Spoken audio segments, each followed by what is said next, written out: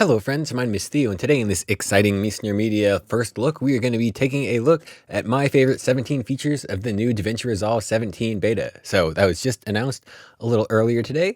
So I've gone through and played around with some stuff and decided what my favorite things are. So this is going to be in no particular order, but I'm pretty excited and hopefully you are too. So first of all, the thing that really, this is going to sound silly, but really impressed me the most, that I'm most happy about is, look at this. All of our color wheel controls are in one page, no more flipping back and forth.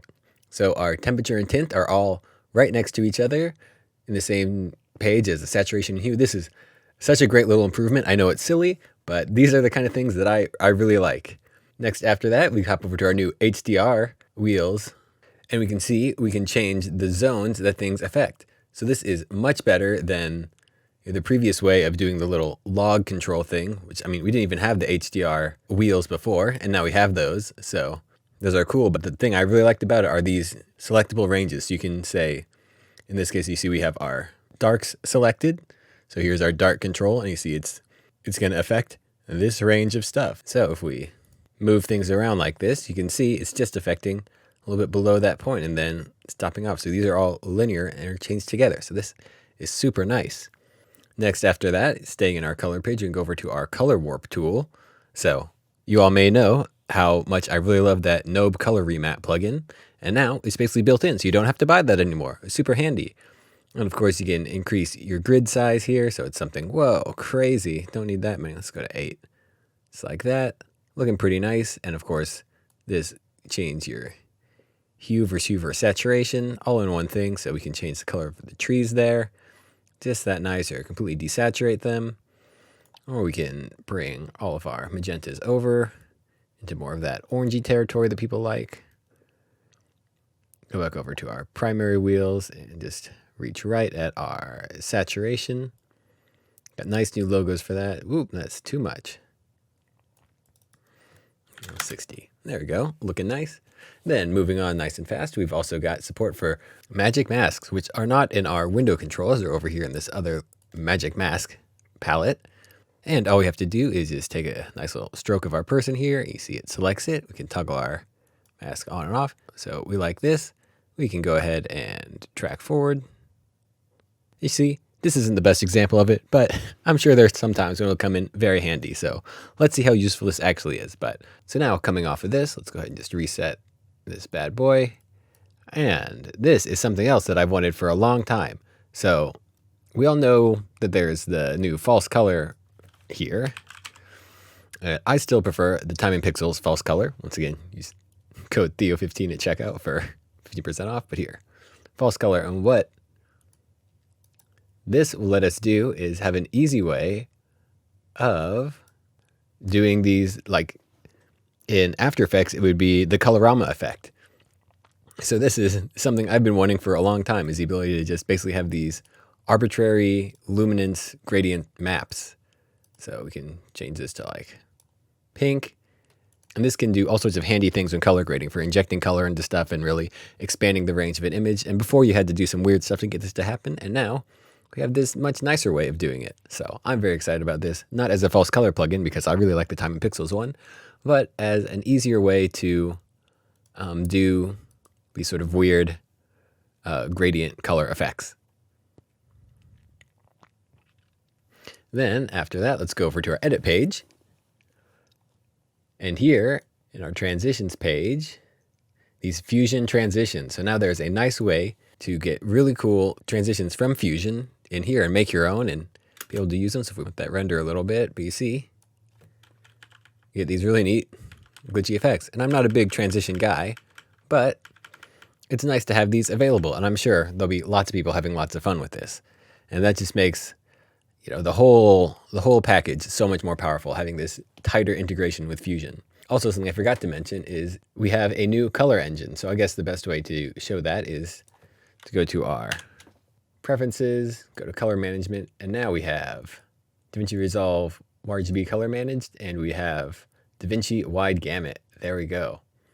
So this is a color space even bigger than ACES, you know, nice little flex there, Blackmagic. But this will just make all your projects much more future-proof and very nice. And also just playing around, the whole color controls feel super good. So there we go. That's neat. We've got color managed space here now. All right, one quick crash later, because, beta software, we can keep moving on. And the next thing we're going to look at is transient detection. So let's see if I've got any audio in this timeline. Yeah, there's some right here.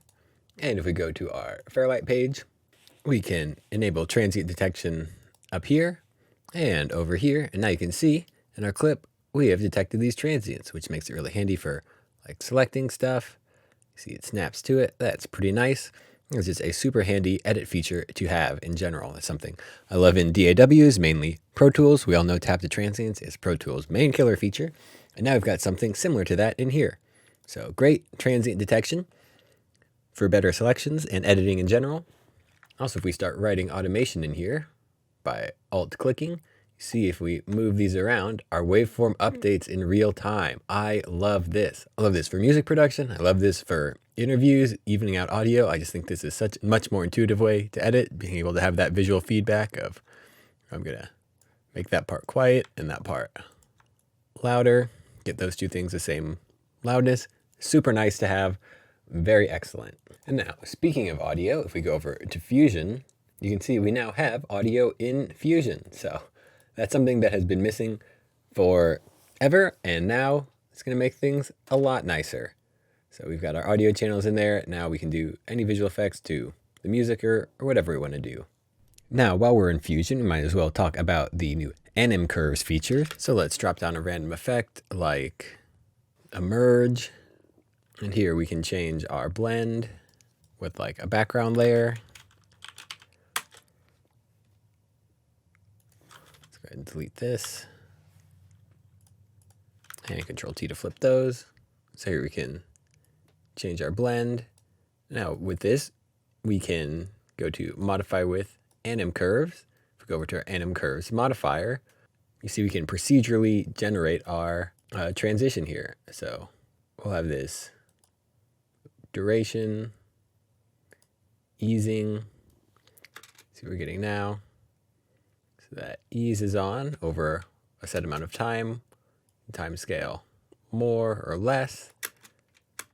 And this is just going to be a super handy thing for building transitions and other stuff. So you see, it lets us procedurally generate those. And this isn't the best clip for that, but I think you get that that is a great thing.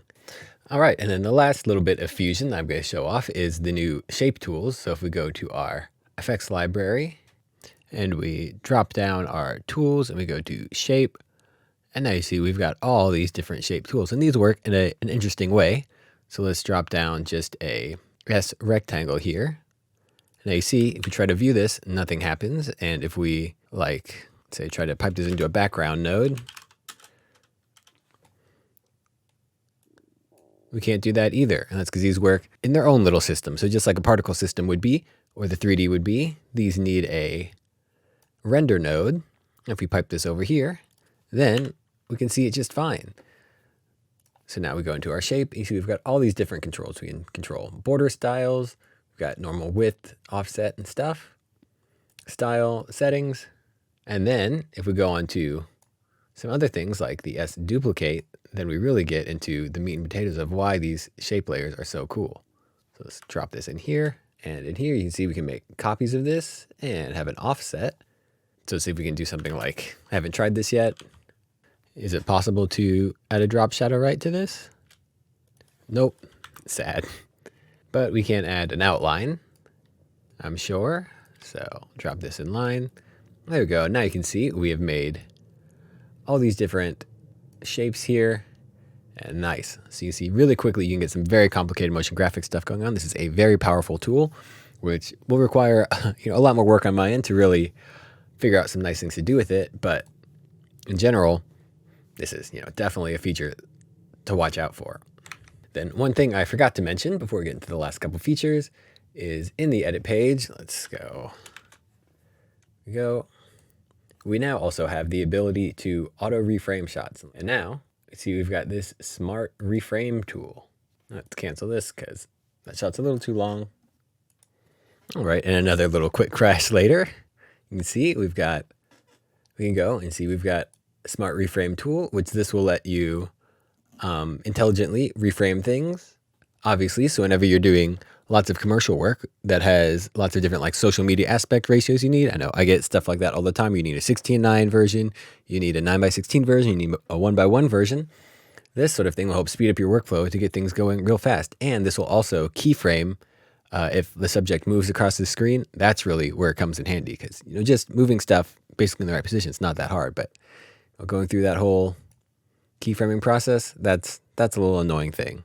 And while this analyzes, so we can see, another touted feature is apparently, we clearly haven't seen that in this video yet, but apparently there is better multi-GPU support for DaVinci Resolve, which I of course like, because even though NVIDIA doesn't like multiple GPUs, I think multiple GPUs are cool. So that's going one of my features. I'm sure there is better architecture in there now. We're just, dealing with beta stuff. And then the last thing, sort of anticlimactic, is support for importing, exporting individual DRT timelines. So go to our media pool, here, a timeline, export a DRT. So here, a DRT file, and that will just make collaboration a little better. And there are also lots of new and powerful collaboration features in Resolve 17, which you can access because they're giving them away for free. So, that's pretty great. It's going to be in all the versions. But those are my 17 favorite features. They might not all be the sexiest features, but they're the ones that really got me going. So let me know what your favorite features are. Let me know what things you specifically want to see. I know I really want to do some stuff with those shape tools and see what sort of creative things we can get at. But other than that, I'll leave you off to go watch all the other DaVinci Resolve 17 content that I'm sure is being made right now. Once again, I've been Theo with Media. Have a great day, and I will see you next time. Bye.